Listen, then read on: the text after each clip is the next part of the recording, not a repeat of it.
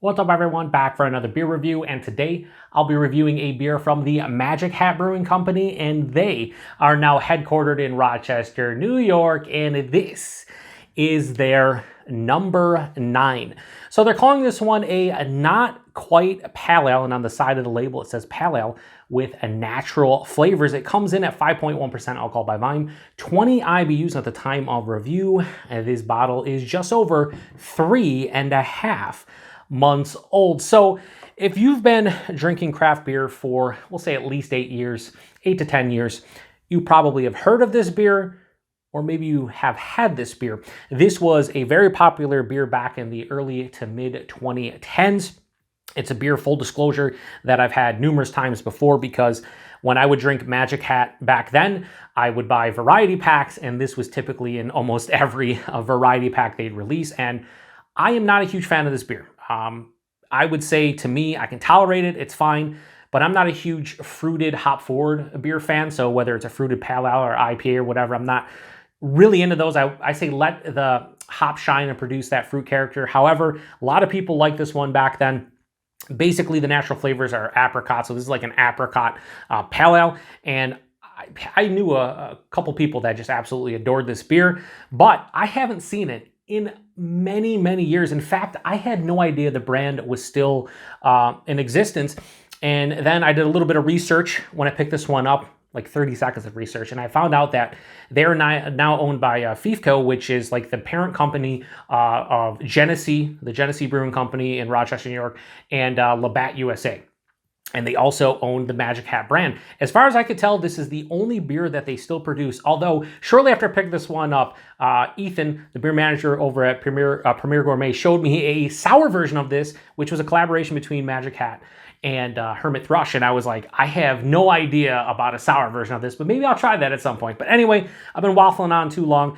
If you go to the Magic Hat website, they basically, this is like the only beer they show. They have like a beer finder and everything. But yeah, I haven't seen this beer locally in a long time. So I don't know if it's like making a comeback. I don't know what the deal is. And yeah, anyway, we'll see. We'll see if I enjoy it. I probably haven't had this one in, like, we'll just say, to be safe, like at least 8 years, probably closer to 10. But I'm here for it. So let's give it a pour here. And, you know, it's not that I can't get down with like apricot beers in general. It's just when it comes to the fruit forward beers, especially a pale ale, I feel like a pale ale, I don't know, it just doesn't make sense. So same label as far as I remember. So yeah, that has like a brilliant clarity to it. I can see my hand through the other side. You can probably see at least the shadow, but probably make up my hand to some degree.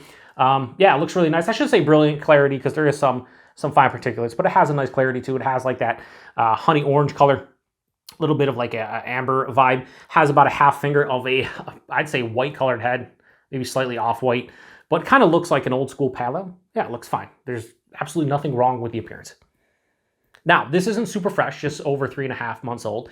And I'd imagine I'm probably not going to see this beer all that fresh all that often. So, you know, it is what it is. You got to make do with what you can pick up. And when I saw it, I actually picked this up at a Wegmans grocery store in their Mix 6 pack location in that general vicinity, like that area. The one that I went to had like 2 coolers, and I was like, what the hell? Magic Hat number 9, oh my God.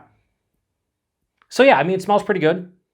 It has an apricot or like a stone fruit kind of aroma. It does feel natural as opposed to like truly authentic. A little bit of like underlying citrus, like a grapefruit, maybe an orange. It has a maltiness that is a touch of caramel, touch of like a bready or biscuity kind of malt character. And has a very slight, minute, like floral pininess to it. Yeah, it just smells it smells more like an I just say like an apricot, like fruit beer, and generic apricot fruit beer. It doesn't have a ton of hop character, but again, a little bit older. Doesn't smell bad though. Let's get into it. Cheers, everyone.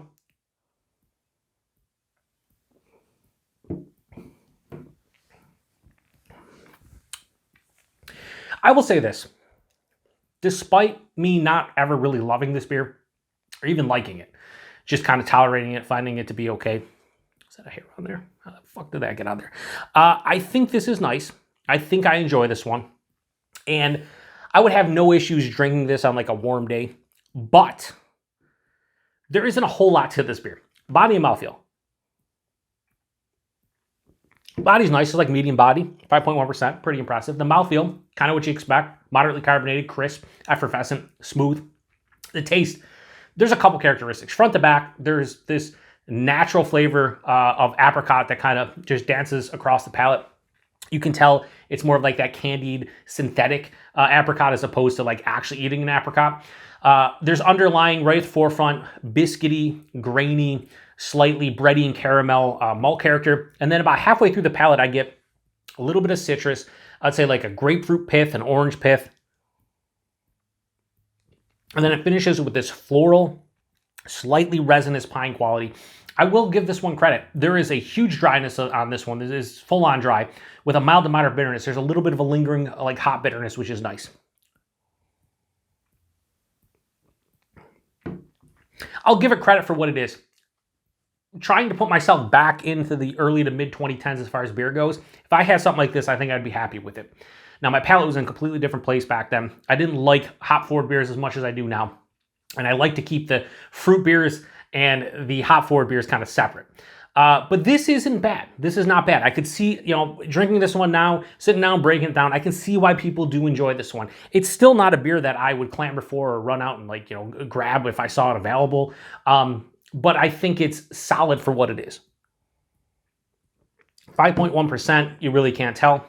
Put it this way, if you are somebody who likes fruit beers, but you want something with a little bit more bitterness and a little bit higher of a body for something that's around 5%, I'd say grab this one if you're in the Northeast / New England region. Magic Hat used to be, I think, in Burlington, Vermont.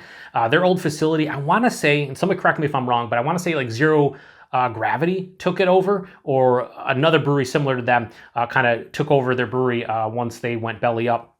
So the brand lives on at the Genesee Brewing Company, but yeah, this isn't bad. I mean, it is what it is. One more sip and I'll lock in a rating. You got to call spade a spade. And I told you at the beginning of this one, I didn't really like this beer. Not a huge fan or anything. But sitting here drinking this, I'm not going to sit here and bullshit you and say that I hate it or anything. I think it's decent. It's enjoyable to some degree. And I'm going to drink the rest of that, and I don't think I'm going to hate myself for it. So, Magic Hat number 9 from Magic Hat. I mean, this straight 3.5 out of 5. I think that's a fair score. Back in the day, I'd give this like a 2.75 to a 3. So it's substantially better to my palate now. But again, I think the biggest reason why I enjoy this one as we speak is it's very inoffensive. Like that natural apricot flavor, a lot of you probably take it or leave it. For me, I used to leave it. Now I don't mind it as much, probably because all the crazy fruit concoctions as far as beers go over the past 5 to 6, 7, 8 years. It doesn't bother me as much. There's a lot of natural flavored beers.